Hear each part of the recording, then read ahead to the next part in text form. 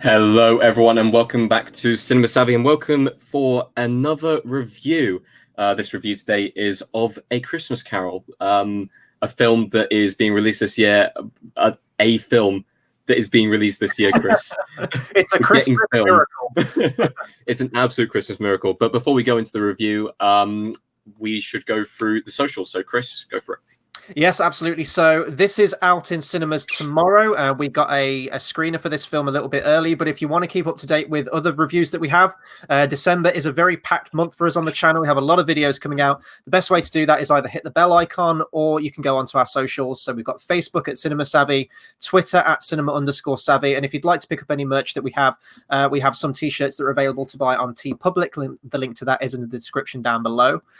Before we get into the review, I do want to stress that I haven't seen this, so I will be asking this way. Tate, yes. I will be asking Tate questions and I'll be responding this way. Yes, I do the whole film like this is really weird. I'm talking to right now. But A Christmas Carol, specifically the one, as I mentioned, is out tomorrow. 2020, there are probably hundreds of adaptations in some way, shape or form of A Christmas Carol. I believe I've said that it's like a tale as old as time. It's like Beauty and the Beast. It's a thing that always constantly keeps getting adapted in some way, and I think it probably always will. And I guess I'm going to start the review by saying this film is immediately very different. You have loads of different versions of Christmas Carol, like Chris said, but this one does feel very different to any other version that I've ever seen. So this is directed by Jackie Morris, we should say. Yes. This is, so do you want to sort of like pitch what makes this different? Yeah, sure. So you have a very good cast for this film to start off with. You have the reunion between Andy Serkis and Martin Freeman, who have been in the Hobbit series together, which was fantastic to see those two kind of working together again. You've got Black Panther as well, you're correct. You've got Carey Mulligan. You've got Daniel Kaluuya. You have Simon Russell Beale, Leslie Caron as well, Sean Phillips. It's a brilliant cast to the film. Some classic actors in there, some up-and-coming actors in there, some well-established actors in there. Is brilliant across the board. But they're only voice cast for this film. Now, if you go onto IMDb, it'll tell you that it is an animated drama. That is probably the loosest definition of what this film could be. This film is a mixture between voice acted, animation, and on-screen, I would say, I don't really know how to describe this. Like, it's dance. It's like interpretive kind of on-stage dance with no one speaking. So the story follows these two young kids who are learning the story of Christmas Carol from their grandparents.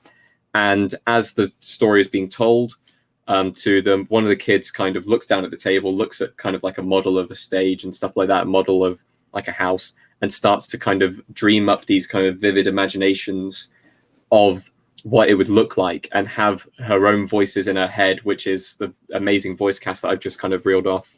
Kind of portraying those characters. So what you have is on screen, you're watching people kind of dance their way across the stage, being able to act without speaking and kind of gesturing and doing all these lovely things. You've then got the voices kind of coming over the top of our famous voice actors playing the various different roles within the play. And then intercut between those scenes as a transitional piece in the scenes. You've got this very unusual style of animation. It's like watching kind of screenboard drawings or kind of sketch drawings of people do before animated films coming to life and stuff like that. So it's a very unusual kind of mix of things that makes this film so unique in its presentation. It was a very interesting experience to kind of watch and take everything in, especially because the script is pretty much dead on to your normal original kind of Christmas Carol script. Right. But the actual presentation of it is what makes it very different to everything else. Well, it's good that they managed to translate a lot of Charles Dickens' writing, because that's really where the heart and soul of the story is. So it's good that they adapted it that way. It actually has Charles Dickens written down as the writer for this film/play. So having Charles Dickens having a film coming out in this fantastic career, he's still making movies. He's still making movies. So none of the actual sort of like the core cast, like the main actors you mentioned, like your Andy Serkis, Daniel Kaluuya, they're not actually live They're not action seen. wise. They're not seen. You just hear their voices, and even the actors on stage who are kind of doing this dance, their mouths don't move at all. It is just kind of done through gestures. So as like, I'll do a demonstration, like you could be talking over the top, and then they would be going, "Come in and know me better, man." Just right, like that. Okay. In fact, that was just. Do you know what? If you want to hire us for a sequel, but yeah, it was a very interesting presentation. As you said, it's going to be in cinemas tomorrow in various different parts of the UK and everything like that. I'm not sure whether it'll become available online. Personally, for me, I think this media best suits TV, and the reason why I say that is because even though it is quite visually stunning watching kind of these dancers on stage and everything like that, it does feel like it's an experience that needs to happen with kind of close friends and family and stuff like that watching. It feels like something that you would watch on Christmas Day, but you'd want it to be kind of everyone sat down, fire in the corner, everything like that. You don't want to be going to a cinema, especially in these times with kind of the socially distancing and stuff like that. If you want to watch the film, like I honestly recommend going to see it in the cinema and everything like that. But honestly, I think this would be way better suited for TV. That doesn't take away from the film itself, but I think that kind of watching it on that screen and that setting, kind of in the comfort of your own home, it will feel a lot more familiar to you than instead of going to see a play in the cinema. Do you think a lot of it would be lost on a smaller screen, though? Do you think it's deserving of a cinematic big screen experience with the sound systems and everything, or do you think you could get away with the best? Honestly, the best media to see this in would be if it was an actual play and you watch the play happening. I'm going to bring up the image again that we have for our review here. You can actually see with the actual set piecing on stage, you can see that there is like a stage there on screen. Well, that's the impression that I got. So I've seen the trailer for this thing before we did this review, and that was immediately the effect that I was given. When you have those four walls, it feels very minimalistic. It feels almost like a tableau, that you would see on stage, and with the actors coming in and, scene by scene. I thought it was a live action version that they'd filmed and screened in terms of a film. But you can also see just in the background there, it may be a bit difficult, but you can actually see the animation style in the background there as well, just above the Ghost of Christmas Present. You can actually see that kind of style of very minimalistic animation that they use within the film itself. But yeah, quite a unique experience. I've seen a variety of different unique experiences from A Christmas Carol. It's so great that they're always able to reinvent this story and have it on screen. And I'd say the voice acting from this film was really well done. I think Daniel Kaluuya absolutely nailed it as Ghost of Christmas Present. He was probably the most distinguishable voice that I would say was kind of the best acted. But everyone put on stellar performances throughout the entire film. I don't know if Andy Serkis had much to do with this film. The trailer that I saw, it has a piece to him talking to camera throughout the trailer and sort of explaining the process, what it's all about.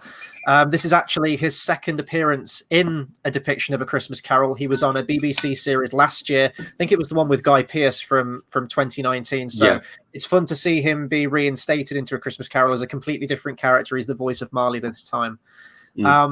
But yeah, it was framing device of the. You mentioned it's told from like the granddaughter perspective, listening to the story. Do you think the framing device worked? Do you think it needed that, or do you think they could have just gone into a straight adaptation of A Christmas Carol, or do you think it helped to freshen the story and give like a new perspective to the tale? It helped with the adjusting of what was happening on screen, and I will admit, sometimes within the film, it does feel like there is a lot happening. So you obviously have them speaking over the top of the kind of thing that's happening, and then there's a bit of animation coming in, and it does almost feel overwhelming. There are points in the film where I question, like, should they have gone with just picked one or two of them? Should they have gone with the kind of over speaking and the animation, or should they have gone with kind of the stage styled thing with the kind of spoken word over the top and not have the animation kind of thrown in there, and just kind of had them walking between sets for walking in between scenes, which would have, I honestly think, would have been a really cool adaptation of it. But once you kind of get over that thing at the start, you do kind of settle into the film. And it does become just kind of a Christmas Carol adaptation, which, I mean, if you like A Christmas Carol, then you'll love this film. It'll be fantastic. If you're not a fan of the story, then I don't think this film would do much to convince you otherwise. Mm-hmm. But I think the closest form of media that I could say this film was a kind of Matthew Bourne ballet. So he does he does really wacky and weird kind of takes on ballets. I think the one I've said about in the past was like a Romeo and Juliet, but set in a mental asylum and stuff like that. And yeah, I think that kind of style of thing is kind of what it best suits for people. So if you wanted to see a stage play at Christmas, then you have that option. Obviously, the plays, we don't know whether they're going ahead or not. I think they're doing pantomimes streamed this year, which makes it very unusual because you won't have that kind of playback audience engagement. Yeah. Whereas if you want to watch kind of something that is kind of more attuned to like a normal Christmas play, then I would recommend going to see this one. The problem is the availability across the UK maybe isn't too high. Who knows? This may become available online at some point, or it may go to TV, where honestly I think it would find a better market for people who are kind of watching over Christmas. Yeah, the whole cinema system, for anyone listening overseas at this, I don't know if this is getting a worldwide release. I don't know if this is getting a wide release even in the UK. I don't know if it's going to be in select cinemas. I don't know what type of film it is. I think it is select cinema release in the UK. But we're all in, as we're recording this, we're all currently in different tier systems. My local cinemas are not available, so I'm going to be cinema-less throughout December. So hopefully, if you are curious and you want to check it out, if you do like A Christmas Carol, do go and check it out. And it's also nice that we are still getting new movies in some way, shape or form. So there is that too. And that's very important. But I mean, I think I've said everything I can on it, even though I've said everything that I can as well. Takeaways from this film were great kind of voice acting performances, and a different, unusual take on A Christmas Carol. Awesome. And it's out tomorrow for people who live in the UK. December 4th.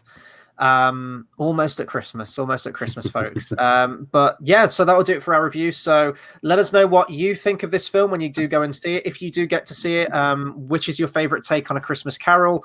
Any other Christmas films, do let us know and let's get a conversation going on this thing. And of course, if you want to follow us on social media, links to those. So if you go to Facebook, type in Cinema Savvy. Twitter is at cinema_savvy. And once again, if you'd like to pick up any merch, we do have a TeePublic link in the description down below. Yes. Give that a gander. I think we have 3 designs on there at the moment, and help support the channel that way. And I want to add to this because as for people who are kind of aware of the channel and everything like that, I delve a lot into the stats and everything like that. A lot of other YouTubers are saying it right now, so I'm going to say it as well. Only 30% of our viewers are actually subscribed to us, which is awful. Not good enough. Not good enough. Not good enough. Guys, clicking on the video, subscribing, you get loads of content from us. We're pushing for our next sub goals and everything like that. So we really do appreciate it with any of the feedback we get, any like that we can take, any kind of share or anything like that, any subscription would be great so we can keep doing it. Absolutely. We're going to get there one day. So until then, we'll catch you guys on the next one. Thanks for watching.